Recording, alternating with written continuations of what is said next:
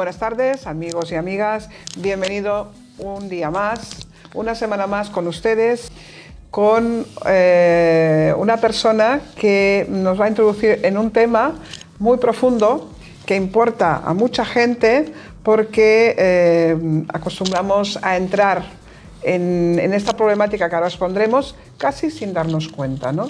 Y a mi lado tengo a Manuel Regader, que ya es un habitual de la casa, y estoy encantada de que compartas este espacio y una vez más entremos a tocar una cosa tan importante y de una manera, digamos que suave. Vamos a hablar de las sectas, ¿sí? Bien. ¿Cómo podemos plantear para que la gente comprenda qué es una secta en sí? La definición yo creo que es compleja, ¿no? Pero si lo vamos averiguando, la palabra secta significa en realidad cortado, separado.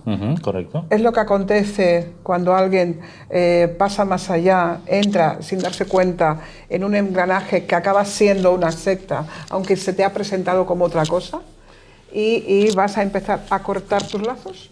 Así es. Las sectas son exactamente eso. Siempre se dice que uno entra en la secta sin darse cuenta. Y es que ya están montadas así. Claro, para que tú no te des cuenta, claro. Realmente una secta son grupos realmente complejos, siempre tienen una estructura jerárquica, piramidal, de hecho. Correcto.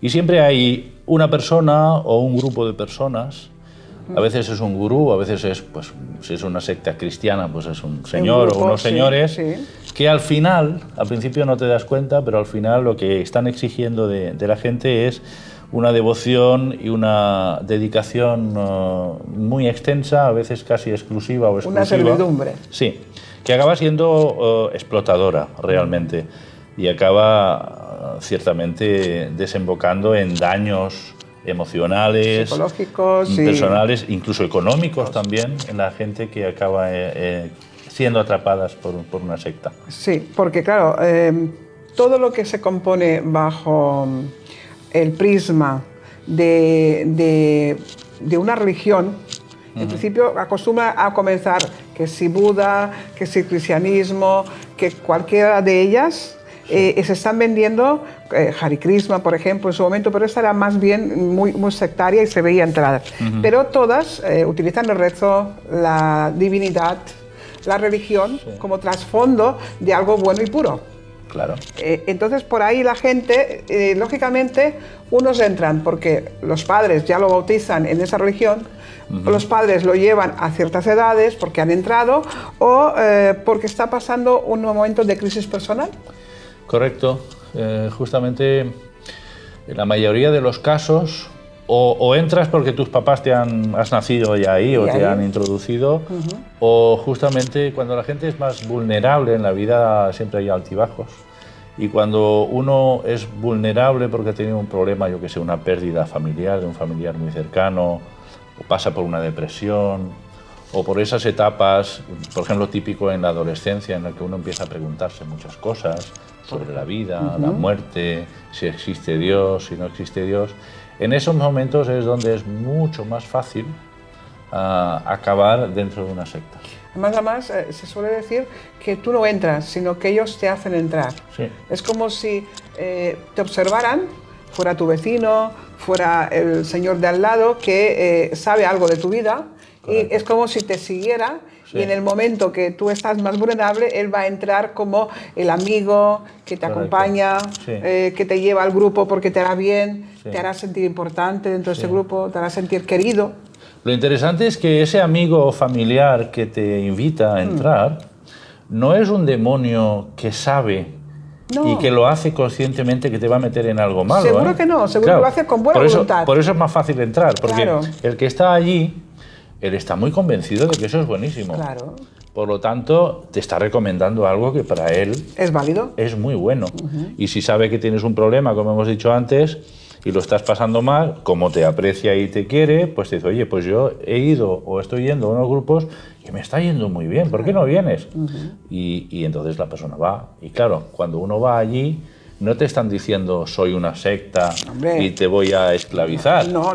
Todo es bueno. La mayoría, la gran mayoría, por no decir todas las sectas, cuando uno entra allí por primera vez, todo lo que ves es amor, mucho amor, mucho reconocimiento. Claro, y piensa en una sube persona. La autoestima. Claro, piensa cuánta gente hay, que hay muchísima, que tiene una autoestima muy baja o que se sienten muy solos. Por ejemplo. Y entonces, claro, una persona que se sienta muy sola, te invitan a una reunión donde, aunque no te conocen, te saludan con un cariño, preguntan por tu nombre, te hablan mirándote a los ojos, te sonríen, pero lo hacen convencidos ellos también. Sí, ellos no, sí. Ellos no están diciendo, le voy a hablar así para ver si lo atrapamos. No, ellos lo hacen. Ellos lo creen. Claro. Lo creen. Entonces esa persona que no le habla ni el vecino de al lado, por decirlo así, ahora resulta que ha ido a una reunión donde todos están bien vestidos, son gente de un nivel bueno, te tratan con mucho cariño, tú te sientes persona de nuevo. Y entonces lo normal es que quieras ir a la siguiente reunión, claro, y a la otra, y a la otra, y a la otra. Y así es como entras. ¿Cómo has entrado? Ya Por está. eso, cuando a veces se habla de sectas, a menudo se dice, bueno, el que entra en una secta son gente que no son muy inteligentes. Todo lo contrario. No todo tiene lo contrario. nada que ver, no tiene que ver la inteligencia con el que uno entre en una secta. Exacto, no. No tiene nada que ver, pero sí que es curioso cuando estás dentro. Normalmente ni los cristianos ni muchas de las religiones hemos leído una Biblia entera y no la hemos interpretado. Pero llegas a ciertas religiones y te encuentras con una Biblia que supuestamente es la misma que una católica o que cualquier otra, pero no es así. Todas las Biblias están montadas según la religión y dicen lo que le conviene al que montó la religión. Me tocas un tema que lamentablemente conozco muy bien. Muy bien. Por eso te traje, para que me lo cuentes. Además es algo que no he hablado. Porque eres un buen investigador. Yo creo que lo sabes por investigar. Seguramente. No he hablado en público mucho de esto, pero es cierto. Hay muchas... si hablamos de sectas cristianas, claro... ellos montan su discurso. Sí. La mayoría de ellos tienen una traducción de la Biblia hecha por ellos, en las que cuando tú observas, y yo he investigado mucho esto por muchos años, cuando tú observas la diferencia en algún texto concreto, por ejemplo, si estamos hablando de si existe la Trinidad o no, por ejemplo, ¿no? Que es algo que incluso la Iglesia Católica tuvo que dirimir en un concilio. Y al final se dividió entre los que seguían creyendo que Dios era uno y ya está, los arrianos, y los que decidieron que a partir de entonces era la Trinidad, que era la Iglesia Católica.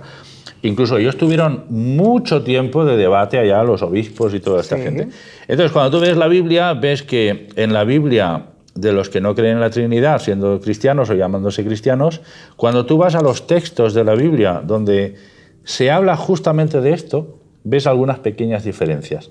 Pero claro, ellos te dicen, no, tranquilo, esto está traducido literalmente del griego cuando se escribió este texto. Por lo tanto, tranquilo, que la traducción correcta... Es correcta la mía. Es esta. Claro. ¿No? Y entonces, claro, ¿qué pasa? Que la persona que está entrando como algo nuevo en estas cosas, pero incluso un católico, normalmente uno no conoce la Biblia bien. No.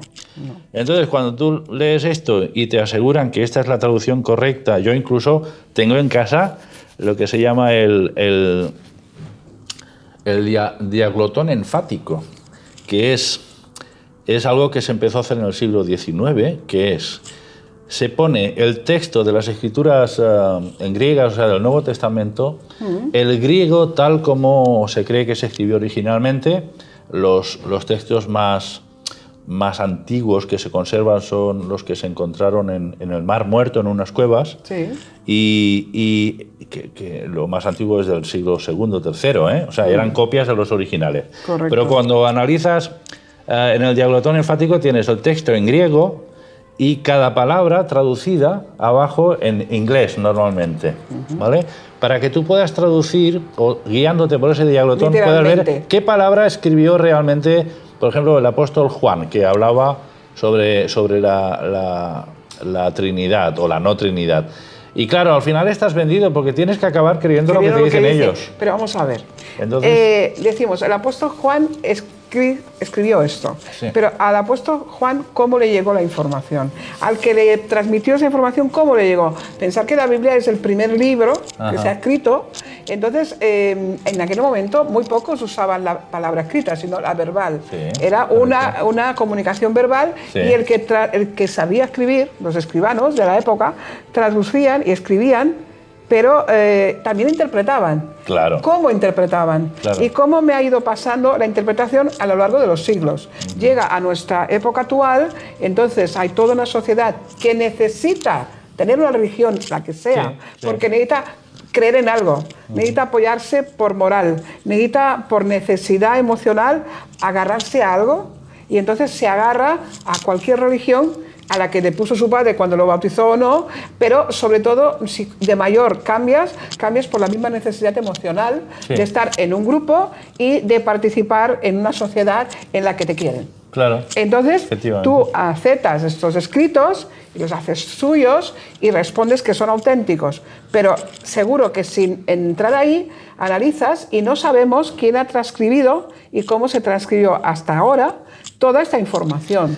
Porque a lo mejor no pasó ni siquiera como lo puso el apóstol Juan. Así es. Pero claro, el tema es que cuando uno empieza en una secta, hablando de sectas cristianas, claro, tú empiezas a recibir información, pero no tienes capacidad de asimilar, de análisis, ni siquiera de debatir. Esa es la cuestión. Y más te prohíbe debatir, seguro. Ese es otro tema que seguro que luego podremos hablar. No hay que debatir. Pero claro, tú tienes que aceptar, porque aunque preguntas te dan, siempre está estudiada y está protocolizada la respuesta, y ante eso, como uno no tiene la información por edad o por conocimientos para rebatir eso, y son tantas cosas, al final acabas aceptándolo. ¿Por qué? Porque al final, oye, estás tan bien allí, ¿para qué? que ¿para qué vas a poner a rebatir eso? Si no, ¿para qué vas? Entonces vas aceptando esas cosas y cada vez hay dogmas, digamos, más fuertes que vas aceptando. Y vas aceptando y te van formateando el cerebro a la condición de la información. Correcto. Con lo cual, tú vas a cambiar de personalidad, de forma de ser, de forma de pensar y de forma de sentir. Y sin enterarte. Y cuando pasa... Se enteran los amigos de la familia. Dice, ¿y este extraterrestre de dónde salió? Si antes te gustaba el café y ahora no te gusta, ¿pero por qué? Claro. Y si te lo preguntan, dirá, pues no sé, pues porque ahora no me gusta. Pero no se da cuenta que el que le cambió el gusto al café fue el que está ahí arriba. Esto es el problema. Esa es la transformación que ocurre. Lo malo es eso. Yo a veces lo comparo. Estar en una secta es como estar en un animal que está en una jaula. Sin barrote, por eso. En el zoo, por ejemplo, tú ves ahí a los gorilas, por ejemplo, ¿no? Y alguien puede decir, oye, pero si están muy bien cuidados, no les falta de comer, los limpian, oye, qué bien, pero estarían mejor en la selva. Por supuesto que es su hábitat natural. Entonces, cuando uno está en una secta, uno lo que seguramente uno no lo medita profundamente, pero lo que uno siente es, oye, qué bien estoy aquí, qué buenos amigos tengo ahora, que a mí antes no me hacía nadie ni caso. Y me respetan, y me hablan con cariño, y me invitan a sus casas a comer. O cuando van al campo, a mí me invitan también, me lo paso bien. ¿Por qué no voy a estar aquí? ¿Que hay que aceptar que Jesucristo no es Dios? Bueno, pues casi eso es lo de menos. Es lo de menos, ¿no? Uno siente que como que hay una nueva vida, y cuando si uno ha tenido una vida con problemas anteriormente, repito, con depresión o muy solo, es tan fácil aceptar eso. Muy fácil. Lo malo es que luego cada vez vienen más dogmas y más cosas, porque luego llega el momento en que dice, bueno, por ejemplo... Vas a hacer algo por la casa, ¿no? Ya que te hemos cuidado. Claro, mira, oye, es que este local, sabes que eso no te lo dicen al principio, ¿no? Pero claro, este local, sabes, pagamos un alquiler y pagamos la luz y el agua, y entonces, claro, entre todos contribuimos, ¿no? Entonces, si te parece bien, eso ya cuando tú ya estás ahí cómodo y a gusto. Exacto. Y entonces tú dices, bueno, pues claro, pues si yo estoy usándolo también, pues tendré que contribuir. Y luego viene un anuncio que dice, oye, mira, es que hay unos compañeros cristianos que están en no sé qué país de África, que están pasando hambre, y estamos preparando para recoger dinero para ayudarles. Quien quiera contribuir, pues... Y entonces ahí empiezan un poquito quien quiera en el tema económico. Contribuir ¿y qué te da el cielo a cambio? No te dicen que el cielo te va a dar algo. Y como si... A mí una vez alguien me dijo, y con perdón, es que en la Biblia pone, y para que yo estuviera contenta por mi profesión, y la persona que escribió es médico, yo, vale, muy bien, que seremos los elegidos, nos iremos al cielo y entraremos, no sé, por decir un número, 150.000. Sí, y entonces yo me paro... 144.000. No sé, pero bueno, le digo, yo me lo saqué de la manga, no lo sabía, ¿eh? Y le digo, vamos a ver, usted y yo convergemos en que Dios es amor, es inmensidad. ¿Usted se cree que un Dios que ama, un Dios que no tiene que juzgar, porque si juzga no es correcto, que te va a perdonar todo lo que has hecho aquí, te va a abrir sus brazos cuando tú te vayas? ¿Usted cree que va a poner puertas al cielo o al espacio? ¿Usted cree que va a delimitar la entrada? ¿Qué culpa tiene el pecador que está en otra religión y que piensa distinto a usted? ¿Qué culpa tiene? Y Dios no estará juzgando. Eso no se lo cree usted ni yo. Así que hasta ahí hemos llegado. Eso es así y es lógico, ¿no? Y eso es lo que hay que pensar, ¿no? Oye, pues va a venir un paraíso a la tierra y vivirán solo los que hagan las cosas que nosotros decimos. Los demás serán destruidos. Pero vamos a ver, los millones que hay en la India, por ejemplo, que han nacido en el hinduismo y que no han conocido otra cosa y que se mueren en el hinduismo, ¿qué culpa tienen ellos de no haber tenido la posibilidad de conocer la verdad y estar en el paraíso, por ejemplo, ¿no? En fin, es algo que... la lógica es tan aplastante que lo sorprendente es que cuando uno está ahí dentro, no la ve. Esa lógica la dejas de un lado. Solo te hacen ver lo que ellos quieren que veas. Claro, porque han conseguido transformar tu cerebro de información. Y es curioso cómo lo hacen, porque la mayoría de las sectas, ¿qué hacen? En cuanto tú ya estás yendo ahí varias veces, empiezan a decirte muy sutilmente, pero muy claramente, que hay que leer lo que ellos escriben. Y que no leas cosas que hablan contra nosotros, porque te van a quitar la fe. ¿Para qué? Tú lee esto, infórmate bien y tendrás una fe fuerte. Si tienes dudas, pregunta a nosotros. No la hables con los compañeros porque puedes hacerles caer en la tentación de tener dudas. Mejor hablas con el jefe, tú me preguntas a mí y yo te contesto. Entonces, si le haces preguntas al jefe y no te contesta correctamente, él te dice, mira, ten paciencia, ora mucho a Dios, que Él te dará fe. Porque como dice la Biblia, la fe no es posesión de todos, pero si oras a Dios, Él te dará la gracia de la fe. Tú tranquilo, no te pongas nervioso. La idea es no pienses mucho. Exacto. Tú lee lo que nosotros escribimos y si no lo entiendes ya lo entenderás. Pero y no sigue pienses adelante. y no debatas. Eso está prohibido. Entonces está prohibido, pues eso, leer cosas contrarias a lo que dice. Bueno, hay religiones como los Testigos de Jehová donde, por ejemplo, a los jóvenes les dicen que no vayan a la universidad. O sea, cuanto más poco informados, mejor, más fácil de manipular. Efectivamente. Más fácil de claro que yo conozco a muchos testigos de Jehová y sé que sus hijos los envían, a pesar de todo, a la universidad. Pero un padre que envía a sus hijos a la universidad ya no está bien visto. Es mal visto. Y entonces, eso no, para seguir subiendo escalones es un hándicap, ¿entiendes? Pero eso lo hacen no solo los testigos de Jehová, hay otras muchas religiones. Muchas. Les dicen, no, el tiempo de ir a la universidad, ¿por qué vas a ir a estudiar y tener una carrera para ganar mucho dinero? Si en este mundo tenemos que estar para servir a Dios. Sobre todo a mí, que estoy aquí.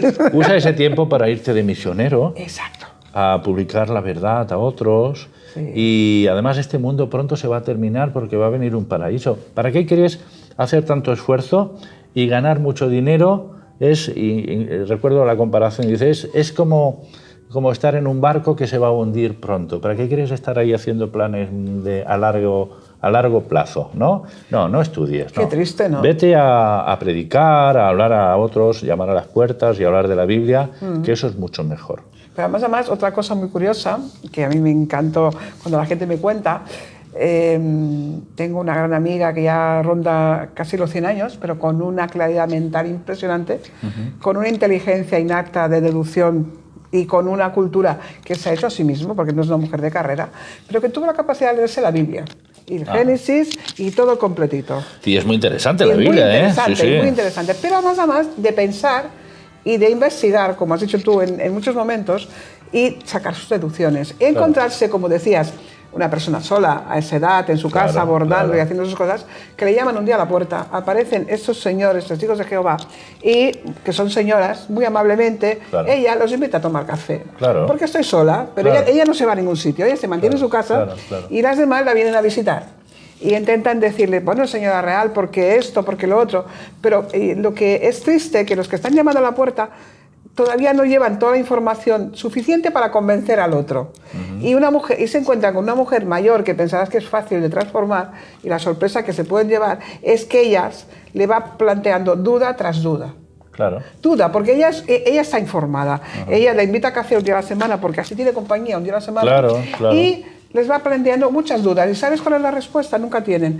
Bueno, se lo preguntaremos y la próxima semana se lo contestamos. Se lo contestaremos, sí. Imagínate. Sí. Bueno, eso demuestra que quien está ya tan avanzado como para ir de casa en casa, para intentar hacer nuevos adeptos, que esta es otra cosa típica de todas las sectas, realmente empiezan esto sin tener mucho conocimiento realmente, ¿no? O sea, que los que van de puerta en puerta no tienen mucho conocimiento, son los principiantes. Los hay que sí, pero desde el principio, a ver, niños van y adolescentes, a veces solos con 13 años y van juntos, que claro, cualquiera que le haga preguntas muy serias no sabrán contestar. De hecho, algunas de estas organizaciones, y yo los he tenido en mis manos, hacen libros con preguntas que hace la gente y la respuesta. Entonces, en ese caso, dicen, la pregunta tal, espera un momentito, buscan y dicen, sí, pues mire, como dice la Biblia en tal sitio y tal, pum, pum, y con argumentos, Sí, después lo ponen para contestar. Al final, lo que decía antes, la gente que va de casa en casa lo hace con toda la buena intención del mundo. O sea, ellos están convencidos de que están haciendo algo muy bueno para la gente. A ver, son los servidores de la gran pirámide. Ellos están en la base, los que ya tienen un poco más de desarrollo y están entrando en ese sistema que al final lo gobierna el dinero, porque hay dinero, y mucho dinero, van al medio y cuando están arriba es el que recoge toda la arca. Efectivamente. Y ahí está. Entonces, pero eso se ha contado en religiones y en trabajos que te ofrecen, que te ofrecen una maletita para que vendas no sé qué, y el de la maleta lo que está manteniendo el que está arriba de todo. Correcto. Porque tú lo primero que te haces es cómprate la maleta. O sea, ya me estás pagando. Empresas piramidales que tienen una estructura totalmente sectaria. Exacto, es eso. O sea, ¿a ti te gusta este producto? Muy bien. Oye, seguro que conoces amigos que les gustará, porque a que te ha ido muy bien. Sí, he adelgazado. O estoy más sano. Pues mira, oye, si tú vendes a tus amigos, te daremos un 10%, un 20%. Pues mira, te va a salir gratis lo que tú tomas. Claro. Oye, pues ¿por qué no?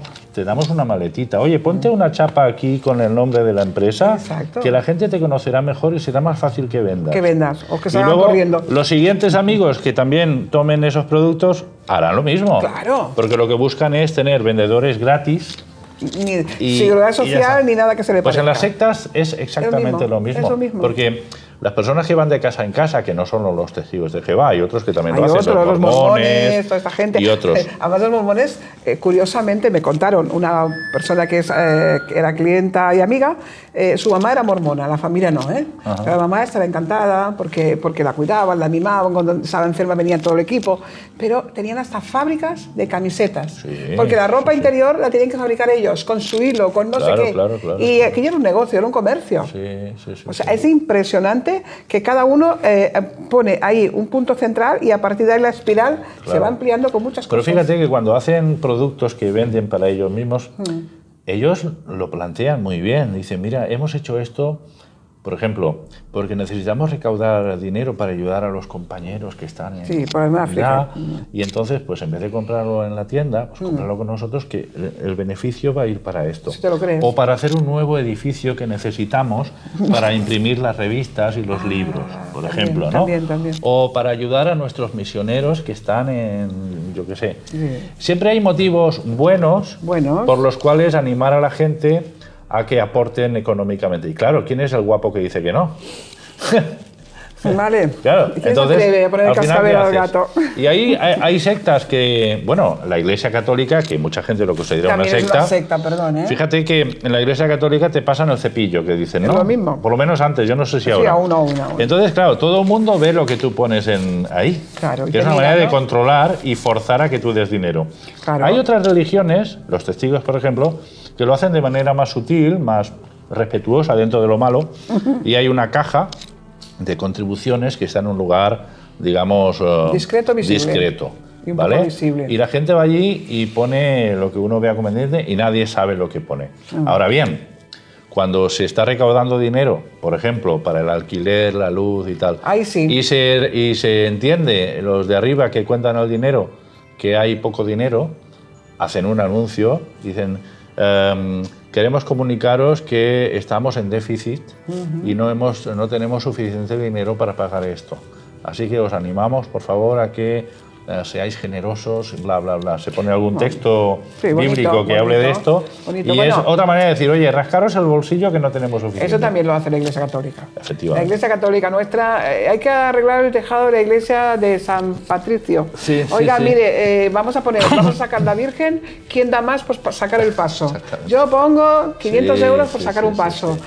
Son técnicas muy estudiadas y muy viejas, ¿no? Son muy viejas y muy estudiadas. Es la exacto. coacción social que hace que te veas obligado, aunque no quisieras, a hacer algo, porque si no todos van a decir, pero ¿por qué no hace? ¿Por qué no lo haces? Y como en muchas sectas, precisamente porque tienen una estructura piramidal, en muchas de ellas la gente intenta escalar posiciones. Tener posiciones. Primero eres el que acaba de llegar y luego ves que hay gente pues, que tienen la admiración de los demás, porque ya son gente que tiene un conocimiento superior, viven totalmente de acuerdo con lo que dice la secta, entonces el reconocimiento y el poder que tienen es superior, y para ir subiendo esos escalones tienes que ser ejemplar en todo. Claro. Entonces es una manera de coaccionarte. Sí. Cuando a veces analizando, ¿no?, con algunos amigos decían, bueno, pero tú ¿qué interés tienes en ser por ejemplo, un anciano entre los testigos? Porque no cobran nada. Ya. Pero es que el poder es un gran incentivo. Lo que pasa es que como es un incentivo que cuando uno lo analiza es un incentivo malo, negativo, uno no reconoce que uno quiere escalar para tener ese reconocimiento y sentirse importante. Pero como somos humanos y los de arriba lo saben, es lo que fomentan, ¿entiendes? Claro. De manera que la base se va a portar siempre muy bien con la esperanza de seguir al siguiente escalafón. Y estos se van a portar muy bien para tener contentos a los que están arriba y les animen a subir arriba. ¿Sabes qué pasa? Que puedes que nunca pases el escalafón, porque pues, si vas a los masones tienen una forma y unas normas para entrar en el lugar, y además es piramidal, pero la base son la servidumbre. Claro. Y necesitan el que limpia, el que frega y el que barre. Efectivamente. Y no le van a dejar pasar de ese escalón, porque si no el servicio gratis lo van a tener siempre, claro. Pero para estar en el superior ya tienes que aportar dinero de tu bolsillo, o tienes que aportar propiedades, y entonces vas a subir, pero que no tenga condición de propiedad, es la condición de servidumbre. En la católica, por ejemplo, las monjas y los curas están al servicio del Gran Papa. Correcto. ¿Por qué? Porque son los que van, y la gente que tiene fe católica, que va a la iglesia, que limpia el Cristo, que arregla el altar, todo lo hace voluntariamente. Claro. Y si le preguntas, lo hacen con todo el amor. El amor. Exacto. O sea que no estamos culpando a la gente en general. Claro. Son los de arriba los que preparan una estructura. Fíjate qué arte tienen. Preparan una estructura que al final les va a servir a ellos. Y todo el mundo que está haciendo los trabajos en esa estructura están convencidos de que lo están haciendo muy bien. Y que lo hacen por ellos como persona. Porque así ganaré el cielo, así me reconoce el equipo, así me reconoce la ciudad. Claro, y claro, primero, les crean lo que se llama la conciencia de gueto. Porque tú perteneces, porque tú eres de aquí, porque eres de los nuestros, porque te queremos, porque te amamos. Y te aíslan de la familia, de los amigos. La conciencia sectaria está ahí. El grado que te llevan a manipular y tú no te das cuenta que te están manipulando en todos los sentidos. Y todas trabajan así. Yo tengo que recordarte que entré en una, porque en mi casa somos muy curiosos. ¿Vale? Es que ese es un motivo por el cual la gente entra también, por la curiosidad y el saber más cosas. Yo estaba en otro país, estaba en Brasil, y en esos momentos apareció una secta que se llamaba Luz Divina. Sí, me suena mucho. Sí, te suena mucho, bien. Pues la Luz Divina era muy graciosa, esa secta la inventó un japonés. Entonces, este japonés se montó un lugar, como puede ser nuestro lugar, y había una zona con bancos y otra zona de altar. En ese altar había esa caja que recaudaba, lo que tú ponías en el sobre, y una imagen del japonés fundador. ¿Okay? Y a ese el líder, era su divinidad. Claro. Entonces, cuando tú entrabas ahí, porque además te vendían la historia de que curaban, de que sanaban, de que no sé qué, y que no sé cuántos. Bueno, pues yo no sé qué tenía. Mi padre tenía una hernia y yo tenía sinusitis. Y como ellos iban a la gente que tenía negocio, como teníamos negocio, pues se acercaban, ¿no? Claro. Y que resultó que nos encontramos ahí metida, yo con 9 años, para ellos era un dulce, una niña con 9 años, y mi madre con su edad correspondiente de 40 y tantos, y íbamos a Juré. Juré es lo que hoy se reconoce como trabajar con la energía, con el Reiki, ¿vale? Sí. Entonces te enseñaban los pasos magnéticos de Reiki y tú eras el que dabas, o sea, la persona, el enfermo, entre comillas, se ponía en el banco y tú imponías las manos, hacías un trabajo de imposición de manos. Había unas colas de las 5 de la mañana que bajaba gente del morro, que decimos nosotros, ¿vale?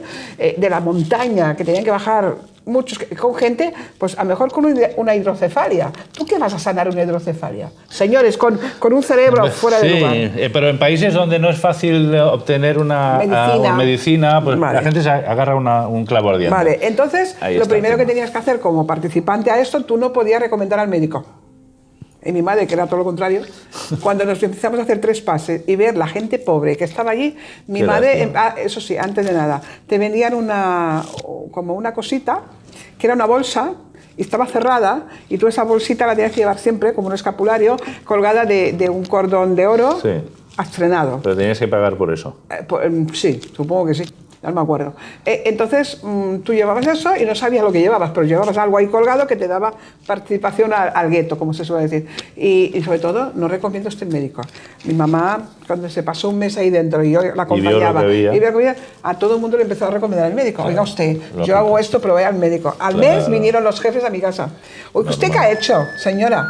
Pues yo decir la verdad, señor, esto es una vergüenza. ¿Y sabe qué hizo mi mamá? Curiosamente, abrió la bolsa y ¿qué vio? La foto del señor que estaba en el altar. Con lo cual la quemamos, la echamos al lavabo. Y cuando lo dijimos nos pusieron vamos, ¿qué has hecho? Sois el demonio en persona. Bueno, pues eso es, pero nos dimos cuenta del juego, entramos y salimos, pero porque entramos por una curiosidad, pero cuando uno entra por necesidad es diferente. Sí, imagínate que tu madre hubiera estado pasando una depresión o en situaciones chungas, entonces la gente es más fácil que entonces se queden ahí. Claro, este ejemplo que tú dices es un ejemplo muy claro en lo que la gente debería darse cuenta antes, ¿no? Y no se dan cuenta. Imagínate cuando no tienen nada que ver con curaciones, estas religiones cristianas que solo hablan de la Biblia y de que va a venir un futuro, un paraíso, o va a venir cosas maravillosas a los buenos. Claro, es esperar siempre algo muy bueno. Yo estoy sembrando para esto y estoy ayudando a amigos y a mis vecinos, llamándoles a su puerta para que también se beneficien de este futuro maravilloso. Entonces, es tremendo. O sea, y esa religión se llamaba Luz Divina. Estuvo a punto de llegar a Europa, pero no llegó. Y además, después nos vimos que este señor que recogía la caja de caudales con grandes cochazos, con viajes a Japón para orar en la tumba del muerto. Por supuesto. Y lo que no se sabrá. El dinero que sacaba del país. O sea, imagínate, ¿no? Pero era curioso cómo se acercaba a la gente que sabía que tenía posibilidades de financiar la historia y te vendía la moto y bueno, mi madre fue a curiosear y ya está. Pues el nombre de esa religión debe venir de que en la Biblia, en el Génesis, explica de que cuando el pueblo de Israel llevaba el arca del triunfo, el arca del pacto, mejor dicho, y cuando estaban en el desierto la ponían en una tienda de campaña muy especial porque eso era la presencia divina. Y entonces el Génesis dice que había una luz divina que siempre alumbraba el arca del templo, que a esa luz se le llamaba Shekinah. Y es como que Dios está alumbrando el arca porque eso es lo más importante. Y que, por cierto, buscan el arca mucha gente en muchos sitios y están intentando encontrarla. De hecho, las películas estas de Indiana Jones está buscando el arca, precisamente. Bueno, es interesante. Bueno, es lo que decíamos, cuando tú ves desde fuera y fríamente cómo actúan las sectas, uno piensa, pero la gente está tonta, ¿o qué? ¿Por qué cae? Pero es que la sutileza con la que ellos atraen a la gente y el ir poniendo poco a poco, a medida que vas progresando, nuevas metas, es lo que hacen que la gente al final acabe en esos sitios. Y acaba siendo una cárcel, realmente. Lo difícil es salir. Exacto. Eso es como el que está en la droga. Lo difícil es salir. Claro. Porque la droga, porque entras, porque te da placer, porque parece los que amigos te invitan, a otro empiezas mundo, y luego porque tienes visiones fabulosas, porque eres especial. Claro. Pero después no eres nada. Y la gente debe saber que en prácticamente todas las sectas una cosa típica es que si alguien estando allí empieza a meditar y a darse cuenta de que está cometiendo un error, o un amigo o familiar le ayuda y quiere dejar la secta, eso no es nada fácil. Se lo ponen muy difícil. Porque primero, como decíamos antes, Las sectas hacen que cuando tú entras en ellos empieces a dar de lado a tu familia y a tus amigos y familia realmente llegan a ser ellos. No te lo dicen de esta manera, porque pero no, entonces lo rechazarías. Claro. Pero al final tu círculo de amistades es ese, de amistades de verdad, porque la gente se tiene cariño de verdad. Cuando tú llevas 5, 10, 20, 30, 40 años en ese círculo de amistades, pero tú ahora te estás dando cuenta de que hay dogmas que no puedes compartir, porque has empezado a informarte, a leer o algo, y te das cuenta de que tú ya no crees eso, te das cuenta que estás en una secta, ahora sal. Porque sabes, ¿quién es el valiente? Sabes que vas a tener muchos problemas. Por ejemplo, los testigos de Jehová son una secta en los que, si sales de la secta, que puede ser por dos motivos, porque tú cometes algo que ellos consideran que es un grave pecado y no te arrepientes y te expulsan, vale. O porque tú digas, oye, yo ya no creo que esto sea la verdad, me voy y salgo. Da igual el motivo, pero fíjate, incluso en el segundo, automáticamente no te saludará nadie por la calle. Sí, es verdad. Ni saludarte. Da igual si tú les hayas hecho 40 millones de favores, que les hayas dado de comer cuando no tenían que comer, que los hayas ido a visitar al hospital cuando no tenían nadie que los fuera a visitar al hospital. Da igual lo que hayas hecho. Ellos te cruzarás por la calle con ellos y te girarán la cara y no te van a saludar. Bueno, porque todos llevan un botoncito que aprieta Gran Jefe que dice a ese ni agua. Bueno, es que lo dicen claramente. Exacto. En sus revistas dicen, usando textos interpretados a su manera de la Biblia, de su pecado o de ser un apóstata, y a lo mejor pensará lo que ha hecho y volverá al amor del grupo. Fíjate cómo lo plantean. Claro, entonces te están haciendo un favor el que no te saluda. Cuando realmente te están haciendo lo que llamamos bullying, sí. O el vacío. De hecho, hay gente que se ha suicidado por estas situaciones. Cuando tú tienes a toda tu familia dentro del grupo y a tus amigos, tú te quedas absolutamente solo en el mundo. Tienes que empezar absolutamente de cero. Entonces eso hace que muchos no se atrevan. Sigan en esa religión. No cumplen todos los requisitos que les piden, hacen lo justito para que les permitan mantenerse ahí, y entonces ellos de lo que disfrutan realmente es de cuando se van al campo juntos. Exacto. Que tienen que ir a las reuniones o tienen que ir a llamar a las puertas que no quieren, pero hacen un esfuerzo, lo hacen el mínimo tiempo posible. Si hace falta se paran a tomar un café a mitad para que el tiempo pase más rápido, y ya por lo menos no son de los más apreciados dentro del grupo, pero están ahí. Pero ellos conservan sus amistades y su a veces trabajos también, porque están a veces ligados. Y cuánta gente sigue ahí, para mí por cobardía. Totalmente. Sencillamente por mantener esos ambientes de amistad, ¿no? El que da el salto y empieza de cero, para mí es un valiente. Y además es honrado. Honrado y inteligente. Porque el que se mantiene ahí sabiendo y entendiendo que no, eso no es lo que le dicen, pero se mantiene por mantener esas amistades, para mí es un cobarde realmente. Sí. Si llegas a esa conclusión. Si no llegas a esa conclusión, estás convencido, pues eres un bendito de Dios. Ya está, pobrecito, que le vamos a hacer. Se están aprovechando de ti, están cogiendo tu dinero, están haciéndote dedicar todo el tiempo que puedas y más a intentar hacer nuevos adeptos, que eso es una esclavitud, a ir a las reuniones sin parar, a contribuir con trabajo y con dinero a sus reuniones grandes y pequeñas. Eres un esclavo, pero si eres feliz, bueno, pues ya está. Cada uno paga su Pero el que entiende que eso no es correcto y se mantiene ahí de manera hipócrita solo por un beneficio de mantener amistades, para mí es un cobarde. Y yo conozco gente que está en esa situación y me dan verdadera pena. Sí, a mí también. Y conozco gente que han dado el paso de decir, no, yo voy a ser honrado conmigo mismo, yo no creo esto y yo me voy. Y son unos verdaderos valientes. Claro, porque están en contra todo, pero para entrar a la cara, se dan la cara. Lo bueno es que a esos valientes que han dado el paso, se les ve tan felices. Porque es como el gorila que le han abierto la puerta y ha ido a la selva otra vez. Claro, es algo parecido a eso. Él ya comerá solo, no necesita que le den de comer. Lo que pasa es que han perdido 40 años de su vida a lo mejor ahí dentro. Esa es la pena. Han perdido esos 40 años porque podían haber sido otras personas, haber vivido o disfrutado diferente de la vida. Claro. Pero bueno. Y cuando analizan estas cosas también es interesante porque hay un choque de emociones, ¿eh? Porque claro, cuando estos amigos que yo conozco que han salido, hablas con ellos, dicen, bueno, es que yo he aprendido muchas cosas buenas ahí. Sí, y es cierto. Y es cierto, Han aprendido a cultivar buenas cualidades, a respetar a la gente, a ser educados, a no pegar gritos, a tener paciencia. Todo eso es bueno. Sí. Pero eso no compensa el que vivas en una cárcel. ¿Entiendes? Claro. Porque mucha gente seguramente puede ser igual de buena o más sin tener que pasar por el aprendizaje de estar dentro de una secta. Bueno, eso me pasó a mí. Tengo un familiar con nosotros que ella ha sido monja, una católica, y él ha sido un cura. Se salieron de la religión y se casaron, con lo cual pidieron dispensa papal para casarse. Y, curioso, se casaron por la Iglesia Católica. Y yo le dije, vamos a ver, sales de la Iglesia Católica y te casas por la Iglesia. Y dice, sí, yo me caso en la Iglesia porque creo en la religión. Lo que no creo es en el funcionamiento interno de la Iglesia. Claro. Entonces yo me casé con la Iglesia, con la religión católica. Esas personas han sido valientes y han dicho, bueno, hasta aquí y tal. Y yo me los miro y le dije, porque han estado 10 años, digo, entonces has perdido 10 años de tu vida. Dice, no. He hecho 10 años de teología y eso es muy importante. Sí, siempre hay cosas positivas. O sea, bueno, son felices. Sí.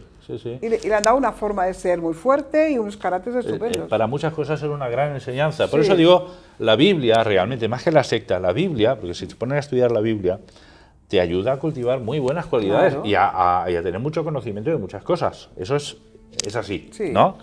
Ahora bien, si el tiempo que has dedicado, si has estado 10 años ahí, y las horas que has dedicado a leer la Biblia, y a ir a hacer nuevos adeptos y a las reuniones, los hubieras dedicado a estudiar una carrera, tendrías 5 carreras. Seguro.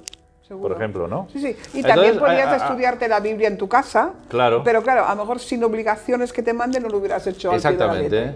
Y también las sectas dicen, bueno, es que gracias a nosotros, o sea, ellos hacen que tú dependas de ellos psicológicamente. Por supuesto. Gracias a nosotros tú eres la persona que eres bueno, eres educado, sabes hablar en público, tienes esto, tienes otro, sí, muy bien, pero no me engañes, no, esto también lo podría haber tenido yo por mi cuenta seguramente. Mis padres ya me enseñaron una buena educación. Exacto. Y mis padres ya me enseñaban a ser bueno, a no maltratar a los animales, a no maltratar a la gente. Entonces, que aquí yo hemos hablado mucho de esto, está bien, pero en otros muchos sitios también. O sea, no te quieren colgar el San Benito de que tienes que estar muy agradecido a ellos. Porque eres quien eres gracias a ellos. Por eso si te vas, encima te desprecian, porque eres un desagradecido. Exacto. Y son técnicas para mantener a la gente ahí dentro. Yo recuerdo hablar con una persona de mi edad, hace ya como 15 años, y este era una persona de un cierto nivel dentro de una de estas religiones cristianas. Él hablaba en público a mucha gente y él, estando dentro de la religión, un día en toda confianza me dice, yo estoy aquí, pero yo no quiero estar aquí. Y era lo que llaman ancianos, anciano. Y yo le preguntaba, ¿por qué? Dice, mira, todo empezó, me decía él, porque uno de los más altos en la jerarquía a nivel mundial, años atrás, tomó la decisión de dejarlo todo, cosa que sorprendió a millones de gente de su religión en todo el mundo, y escribió un libro. El libro se titula Crisis de conciencia. Este hombre, siendo lo que se llama un anciano, leyó ese libro, que no es fácil encontrarlo y además está prohibido, lógicamente. Está vetado. Cuando leyó todo lo que ese hombre explicaba, se dio cuenta de que él se veía reflejado ahí. Pero no tenía el valor de dejar de ser testigo de Jehová en este caso. O sea, se reconocía, pero no tenía la valentía que tuvo el otro de salir. No tenía la valentía. Entonces yo le veía como su actitud era que tenía que ser ejemplar en absolutamente todo, tenía que hablar en público para decir a lo que tienen que hacer los otros cuando él mismo ya había asumido que eso no era viable. ¿Tú te imaginas, primero, la hipocresía? Tú estás enseñando a otros algo que tú ya ni crees. Difícil. Y les estás animando a hacer algo que tú ya ni quieres hacer. Y si lo haces lo justito y arrastrando los pies. ¿Qué haces ahí? Sufrir mucho. Entonces, por eso hay estudios en los que se ha demostrado fehacientemente que la gente que está dentro de este tipo de sectas hay un índice de depresión mucho más alto, de promedio, que en la gente normal. Porque ahí tienen una serie de problemas. Por ejemplo, conozco otro, un chico que desde que nació está en esa religión. Por lo tanto, no ha conocido otra cosa. Vale. Sus padres, su familia, Abuelos, sus amigos. todo. Bueno, el chico, a medida que fue creciendo, es de estas personas que tú ves claramente que es gay. Eso no se puede reconocer dentro de esa iglesia, ¿no? Está prohibido. Entonces yo he visto a varios crecer y ver claramente que son gays, pero no lo pueden ni decir a nadie, ni mostrar. Tienen que intentar disimular que son gays. A ver, algunos se casan, que luego fracasa su matrimonio, y en la mayoría de los casos que yo conozco así, que no son pocos, todos tienen o han tenido periodos de graves depresiones. Claro. Es lógico. Claro, están luchando con su naturaleza. Es lógico. Están luchando con lo que está prohibido por su iglesia. Lógico. Es lógico. Entonces, ¿te imaginas la de conflictos que se crean? Muchísimos. Es mucho sufrimiento, ¿eh? Muchísimos. Por eso yo animo a todo el mundo que vea esto. Se lo planteen mucho, se planteen mucho dónde van a ir. Porque las sectas son un sitio donde entras rodeado de sonrisas, pero sales rodeado de caras llenas de odio. Sí, seguro. Eso es así. Es así. Entonces mejor no entrar. Mejor no entrar. Hay preguntas que los que hemos oído hablar, por ejemplo, de los testigos de Jehová, curiosidades que todavía nadie me ha podido contestar. Vale. ¿Por qué no se aceptan transfusiones de sangre? Bueno, ellos, el argumento que utilizan es que en el Antiguo Testamento al pueblo de Israel se prohíbe taxativamente, en Éxodo capítulo 20, versículo 4 y 5, todavía lo recuerdo, se prohíbe comer carne de cerdo y tal, y sangre, ¿correcto? Cuando viene Jesucristo a la tierra, se escribe el Nuevo Testamento, que en principio anula todas las leyes anteriores. Por lo tanto, se entendería que esta debería también estar anulada. Pero en algún texto en la Biblia, en el Nuevo Testamento, se hace referencia a la sangre. Realmente, ahí ya no está tan claro. Los testigos fuerzan la información, y entonces dicen que, bueno, cuando está hablando de la sangre, que habla de la sangre de Cristo y estas cosas, se está refiriendo a que tenemos que, dice, deben abstenerse de sangre, ¿no? Entonces, se está refiriendo a la ley aquella que sigue en vigor, cuando otros podrían entender perfectamente que debemos abstenernos de sangre en el sentido de... Animal. O de no causar daño a otros. Se puede interpretar de muchas maneras. Ellos lo interpretan así desde el año 1940 y algo, antes no. ¿Y qué ventaja tiene esa interpretación para el que la formula? Yo he pensado muchos años en por qué ponen esta ley que casi solo ellos, hay otras religiones que prohíben cosas parecidas, pero... Y la conclusión a lo que llego es que una secta necesita diferenciarse de las otras. Tienen que tener algo que por un lado las diferencie y por otro lado sea como una prueba, digamos, de fuego. De fuego y de amor y de fe. De humillación y de aceptación de los que están dentro de esa secta. Hasta dejar morir un hijo. Hasta dejar morir un hijo. De hecho, yo recuerdo una Atalaya, que es la revista oficial de los Testigos de Jehová, del año 80 y algo, donde en la portada venían la foto de 12 niños y niñas. Todos ellos habían muerto por rechazar transfusiones de sangre, ellos o sus hijos, y en la revista se hablaba de ellos como verdaderos héroes, ellos y sus padres. Claro, esto es pero a ver, horrible. Si lo que más amo es un hijo, ¿cómo me importa a mí ser un héroe ante vosotros? Me da igual. Pero, o sea, es que además es hipócritas totales. Te voy a contar. Y además de pena. Yo trabajando en el hospital, me encontré en una consulta, trabajando con la doctora mano a mano, y tenía que hacer la aprobación de una intervención. Y la que estaba sentada, una chica joven y una abuela, y la doctora, que era una ginecóloga, la tenía que sacar la matriz y operar.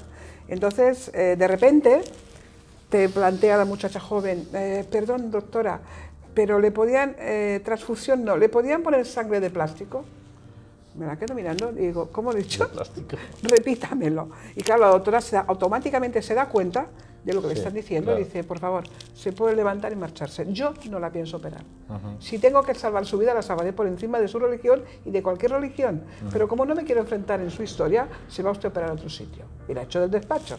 Porque esta mujer había pasado por un problema que estaba interviniendo a una mujer en quirófano y de repente se necesitaba sangre. Pues ella demandó a los mozos de escuadra que se metieran delante para ponerle sangre y salvar la vida. Sí. Porque yo he jurado salvar vidas. A mí su religión no me importa. Yo a esta mujer la voy a salvar. Sí. Y tuvo que venir los mozos de escuadra. Es decir, el mal rato que yo pasé a hacer Es un mal que rato, tomaran acta claro. de mi trabajo, Sí, no lo pienso repetir por nadie del mundo. Pero lo más hipócrita es que hay alguien que se cree que van a centros y a clínicas especializadas que son de su religión y les van a hacer ese circuito de ponerle sangre de plástico. Mentira. Yo sé perfectamente que lo que van a hacer para no perder a ese paciente, a pesar de que, porque seguro que el operador no se lo cree al 100% esa interpretación, es hacer una transfusión de sangre, bien sabiendo lo que está haciendo, y salir tú con un suero. ¿Qué sabrás tú cuando estás ahí? ¿Qué te han puesto? Se habrá hecho muchísimas veces. A ver, señores, lo que sí es y cierto, pagan carísimo la intervención. Sí, no, eso lo sé. Lo que sí es cierto es que en España, en Europa, en países modernos, claro, aquí esto se enfrenta con el propio derecho que uno tiene incluso de morir. Sí, no, sí, estoy perfectamente Entonces, de acuerdo. Está legislado, ¿no? En España, por ejemplo, cuando una persona es adulta, ya no solo que tenga más de 18 años, incluso un jovencito, pero el juez entiende que sabe perfectamente lo que está decidiendo, si no acepta sangre, está en su derecho de rechazar como cualquier otro tratamiento y morir. Claro, el problema lo tiene el médico. Que implicar a un médico, si pues el no. médico también tiene su conciencia y reconocida por la ley. Si el médico en conciencia no está dispuesto a operar, como ellos dicen, con las manos atadas, entonces tiene derecho a rechazar hacer esa operación y ellos tienen que buscar un médico que esté dispuesto a aceptar operar así. Que la mayoría de los casos son médicos que te lo podrían hacer en la Seguridad Social, pero dicen, ¿tú quieres así? Te vienes a mi clínica y me pagas. Y me pagas bien pagado, haces. ¿vale? Y entonces te lo haré. Y lo harán o no, Sí. pero así es como lo hacen. Otra cosa es cuando son bebés o niños pequeños, en los que la responsabilidad de los padres. Afortunadamente en España, en Europa y en todos estos países, cuando es un niño, entonces el médico puede llamar al juez y el juez le quita la patria potestad Al padre momentáneamente para que el niño no muera. Exacto. Menos mal. Menos mal. Porque si no, ¿cuántos muertos habría? Pero este tema también pasa con el tema de las vacunas, que ahora está muy en Muy en boga, moda. porque hace poco murió un niño aquí por no estar vacunado en España. Cuando los testigos de Jehová en los años 30, 40 rechazaban las vacunas. ¿Por qué? ¿También tenía algo simbólico? Le buscaban no sé qué explicación Simbólico. bíblica, Vale. que luego esa explicación ya no era correcta, aunque ellos dicen que ellos todo lo que dicen es la verdad. ¿Cuántos niños testigos de Jehová murieron hasta que ellos reconocieron que lo que interpretaban no era correcto, no solo en Estados Unidos y en muchos países, por no ser vacunados? O cuando salió la vacuna de la polio, por ejemplo, que en Estados Unidos era un verdadero drama de niños y niños y niños, sobre todo en verano, que tenían la polio. Pero los testigos no lo ponían, porque era una vacuna. ¿Cuántos adultos de nuestra edad han sufrido o sufren las consecuencias de la polio porque eran niños testigos de Jehová y en aquel tiempo interpretaban los de arriba que estaba prohibido bíblicamente poner vacunas? Bueno, aquí ¿A quién se le piden responsabilidades? Aparte de los testigos, aquí en España, cuando el que descubrió las vacunas vino a España a una presentación de la vacuna, se la regaló a Franco para que se la pusiera a su pueblo, porque su pueblo estaba lleno de gente con ningún problema. ¿Y qué hizo Franco? Ponérselo a sus amigos. Cuando él volvió a pasar por España, puso al general a las órdenes y se hizo vacunar a la población. Y se pudo salvar muchas, pero además estaban afectadas. Yo tengo amigos afectados por la polio. Una vergüenza. Entonces, señores, no se puede trabajar así, manipular de esta manera. Pero claro, el problema de las vacunas yo las sigo teniendo día a día cuando la juventud, que ahora sabe muchísimo, que tienen un doctorado en padres y en madres muy estupendo, y lo siento por los que me están oyendo, tiene unas normativas que son muy distintas a las que tú y yo has criado a tus hijos y yo también. Entonces han empezado a decir que las vacunas no, porque son muy malas. Pues, espera, porque son no sé qué, porque son no sé cuántos. Y están intentando que haga un programa en favor a no vacunar, cosa que no van a conseguir. Lo siento mucho para los que me estáis oyendo y que lo habéis intentado, porque yo no estoy en contra de las vacunas. Yo sé, y podéis decir todos, que puede ser un negocio. Los laboratorios, el no sé qué, yo no sé cuántos. Puede ser un negocio, hay negocio en todos los lados. Pero, pensemos un poquito. Tú eres el dueño de la vida de tu hijo y él no puede tomar decisiones. Por favor, no lo pongas en riesgo. Efectivamente. Sálvale la vida. ¿Por qué? Tenemos penicilina, ya no pasamos por las pulmonías, ni tuberculosis, ni enfermedades graves, gracias a Dios. Tenemos varias vacunas que nos salvan de las difterias, de muchos problemas. En África, que las aguas están contaminadas y que no tienen vacunas, ¿cuántos niños mueren? Pero ellos están viviendo en ese país y con ese problema y nadie los ayuda. Ahora empiezan a venir ayudas. Aquí, en la parte europea, en nuestro país, no tenemos esa problemática y esas aguas de tifus que hubo en los años 50, gracias a los tratamientos que se les ponen a las aguas y gracias a las vacunas que tienen todos los niños. Gracias a eso, por favor, si las tenemos, usémoslas sin el reparo de pensar que es que estoy manteniendo un negocio. Usted está salvando a su hijo, no está manteniendo un negocio, olvídeselo, y además están pagados por la Seguridad Social. Claro. Tiene la obligación de vacunar a ese hijo y sobre todo de cuidar el entorno, porque su hijo no se vacuna y va a contagiar toda una clase. Y eso no está bien, que me intentes vender esto. No se vacunen porque, oiga, si en España en estos momentos no tuviéramos vacunas, estaríamos llorando por los problemas y estaríamos pidiendo a todos los estamentos superiores que nos fabricaran las vacunas. Y ahí las tenemos y las despreciamos, yo no lo entiendo. Algunos padres que están en contra de las vacunas dicen, bueno, es que a veces hay casos en los que hay niños que mueren cuando se les ha puesto una vacuna. Eso es cierto, en algún caso, muy raro, pasa, pero ¿cuántos millones y millones y millones de niños se mueren, se salvan cada año por las vacunas? Entonces, o sea, no se puede comparar. Estas son las nuevas sectas. Sí. Estas son las nuevas sectas. Yo creo que es una secta manipuladora a través de la enfermedad o de la sanidad, intentar manipular esto.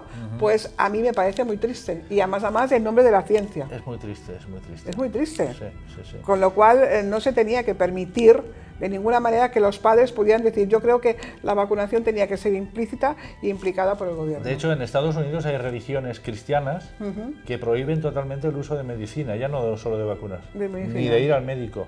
Ya. Y el otro día vi un documental en la 2 muy interesante donde hablaba de gente que había muerto sus hermanitos cuando eran pequeños o sus hijos y cuánto se arrepentían los padres de haber estado en esa secta y por culpa de eso morir sus hijos. Es tremendo, o sea, es que una secta te puede hacer... manipular todo, tu vida, tu muerte. Que el consejo es, veamos las sectas desde lejos, olámoslas y ni empecemos a curiosear con ellas, no entrar, porque por favor. Es una trampa terrible. Mortal y terrible. Sí. ¿Algo más que exponer? Yo creo que suficiente tienen ya por ahí, ¿no? Sí, sobre todo para saber, para escuchar, para interpretar lo que hemos transmitido gracias a tu saber en el tema. Y al tuyo. Bueno, yo soy un aprendiz. No, que va. Esto. Y por lo tanto, muchas gracias, que os sirva, y que os haga pensar y que os haga ser muy, muy críticos en la vida. En cualquier situación, sean ustedes desconfiados y críticos. ¿Sí? Pues nos podemos despedir. Os proponemos otro tema interesante, seguramente de la mano de Manel, y volveremos con ustedes muy próximamente. Gracias por estar ahí. Hasta pronto.